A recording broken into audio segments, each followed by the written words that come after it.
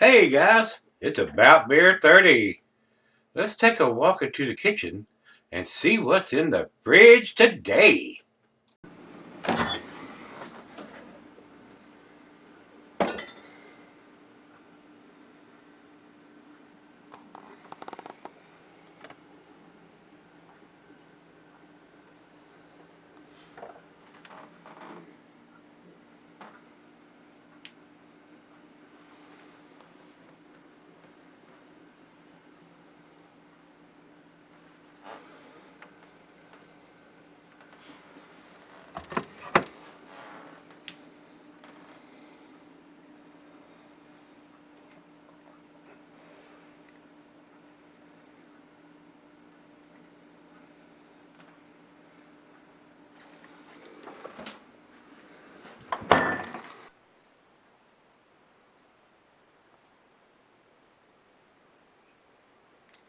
Hey guys, thanks for stopping by Gregsbeerreviews today. Look at this big tall can. This comes from Jack's Abbey Brewing. They're out of Massachusetts. They're out of Framingham, Massachusetts. And this is a 8.5%er. This is a IPL. Everybody knows what an IPA is. IPL is an India Pale Lager.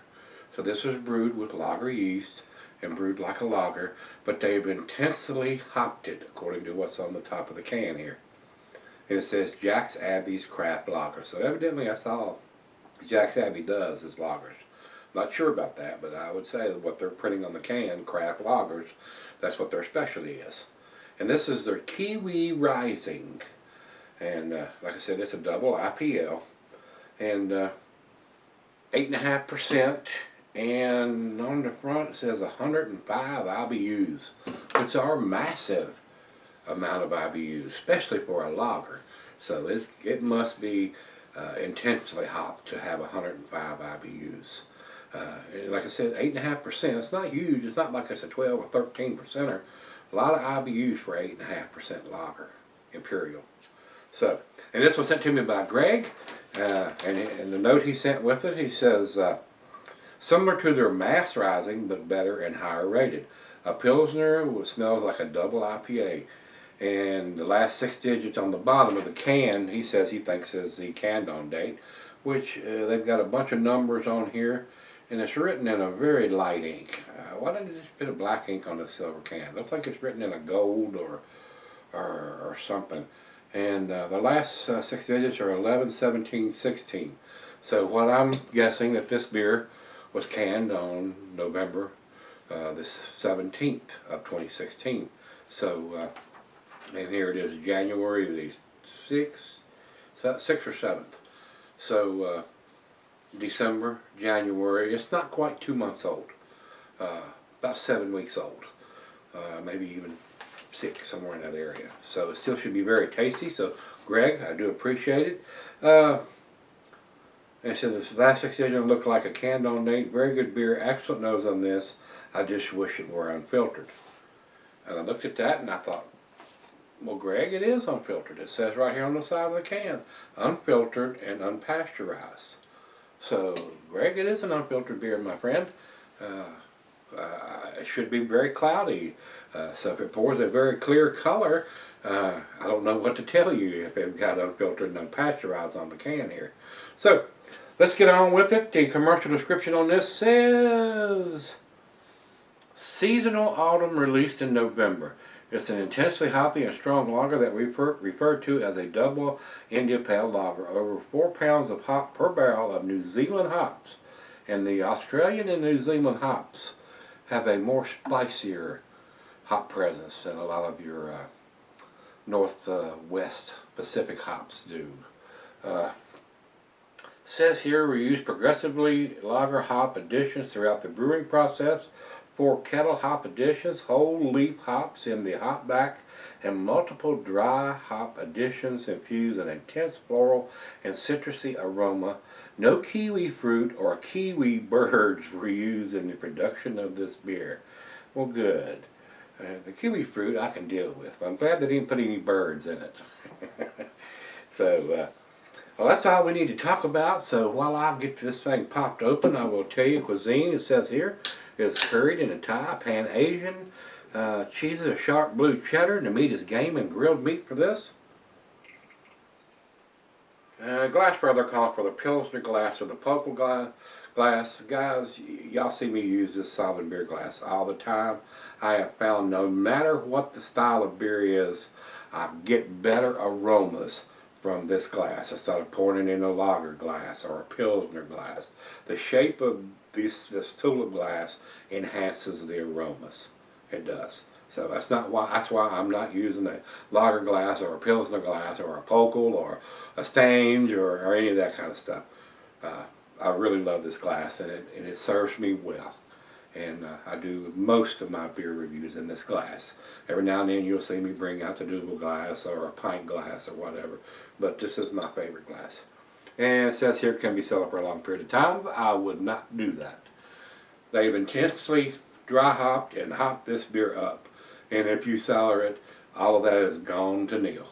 It is useless, because this will turn into a malt bomb 6 months down the road. So, to me, it looks unfiltered. I don't know why Greg says he wished it was unfiltered now. It's not a juice bomb looking beer like a Trillium or a Treehouse beer is, but it is kind of cloudy through here. It has a nice amber color, but I cannot see the light through this part. Now down here on the thin part, I am getting some light through there. But the bold part of the glass is pretty cloudy. About a finger of head on that pour. Looks pretty good. So let's get a nose on it, see what we got. And I have reviewed some of their beers that people have sent me. I cannot get their beers here.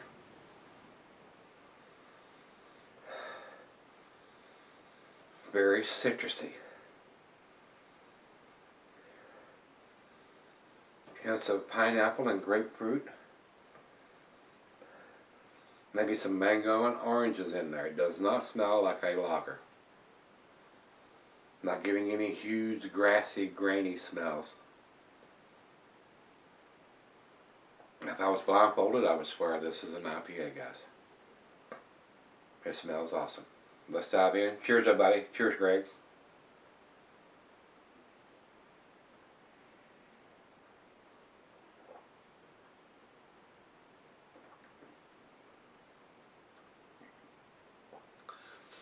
I am getting that slightly peppery, spicy taste in it from the hops that they've used in this, since they are using the hops from what did I say? New Zealand, yeah, New Zealand hops.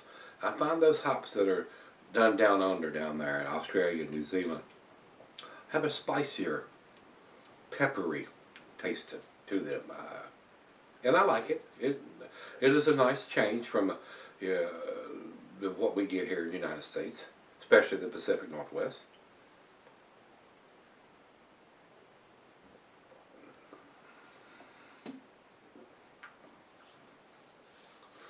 That is damn tasty. That is very, very good. I would not hesitate to say this is the tastiest lager I've had in 2017. It's probably the only lager that I've had in 2017, so it wasn't hard to get that award. I don't drink a lot of lagers, guys. I don't. They don't have enough taste for this guy. That is damn tasty. And I want to get the rest of it while I was on camera here.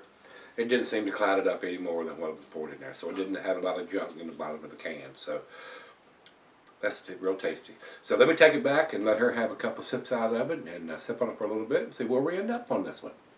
All right, guys, I'm back. Got a little bit left here. Awesome lacing is left on the glass. Left on the glass. Very tasty. Like I said a little while ago, best lager I've had in 2017. Top of the list. Number one. Of course, it's the only lager I've had in 2017. So, but this is a well done IPL. Super hoppy. I'm not getting any of that grassy graininess that you typically get from a lager. I would buy this beer. I would. It's very, very tasty. Even though lagers are not my style because they don't have a lot of taste usually, this one is an exception to that. With all the hops they've used on this, it is exceptionally well done and very, very tasty. Most hopheads will love this beer. Even though it's a lager, it is a very well done, very hoppy lager. A lot of citrusiness on here, grapefruit, a little bit of pineapple, some mango and oranges in there. Uh, very, very tasty. I enjoyed this. Greg, thanks a bunch, my brother, for sending me this. Very, very tasty. You have exceptionally well taste in craft beer. And evidently you can get some very tasty beers in your area there. So, thumbs up, definitely. And thumbs up to these guys here at Jack's Abbey. Like I said, I'm pretty sure they're specialists in the lagers, but they know how to make a hoppy lager. This is very, very well done. I enjoyed this. Let's go ahead and get into the last bit of it here. Wonderful aroma. Like I said, if I was blindfolded, I would swear this is an IPA, guys. It has no characteristics of a lager on the nose to me. I've had IPAs that are not this tasty. So this is very well done. Final chug.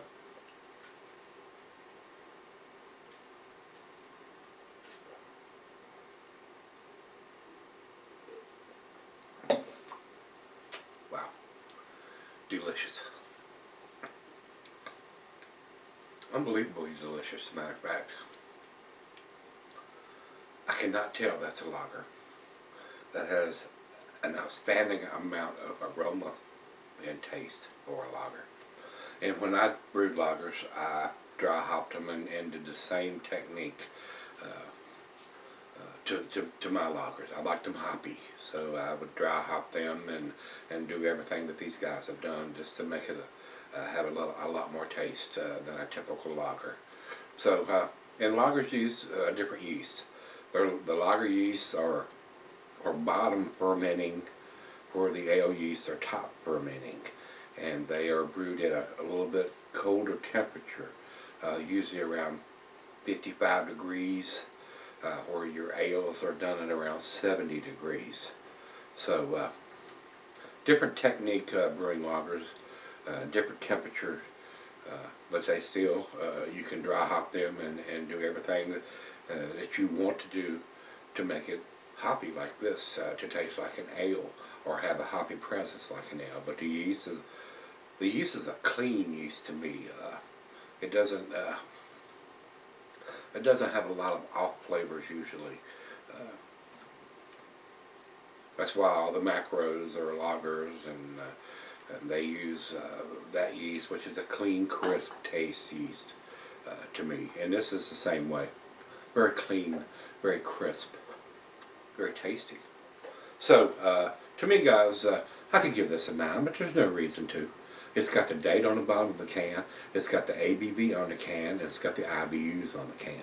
And for 105 IBUs, it doesn't have a super bitter taste. Very well balanced. A very nice beer. I enjoyed it. I'm giving it a 10. It is a very tasty beer. 100 for me, guys.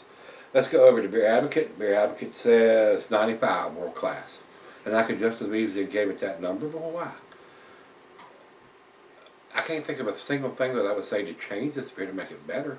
It is pretty outstanding. It is a delicious beer. It is. We'll go over to Rate Beer. Rate Beer says 99 overall, 100 in the style.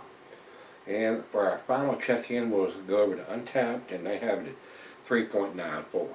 And like I told you yesterday, I've not seen any numbers on Untapped that are better than a 4.5 something. I've not seen a 4.6 or 4.7 or even a 5 from those guys. So about 4.5 is as good as it gets from those guys. So when you get into the 3.94, you used to think that was the upper B range, but that's probably their A range when you get to 3.94. So good numbers from everybody. It's a delicious beer. It's definitely worth trying if you can get it in your area. Pick it up, especially if you're a hophead and you want to taste something very hoppy for a lager style. I don't think you can tell the difference, to be honest with you. Like I said, if I was blindfolded, I would think this is an IPA. And very well done at that. So that's where we're going to leave it. If you've had this one from Jack's Abbey, this is their Kiwi Rising. And no Kiwi was done in this. And like I said, I don't eat a lot of kiwi or anything like that, so there may be some kiwi notes in there. It is a nice fruity, citrusy, tropical fruity beer. So a lot of stuff going on in this beer that makes it very, very tasty and very appealing to the hopheads. So if you've had it, let me know what you think, guys. Come on back tomorrow. Let's take something out of that fridge. See everybody then.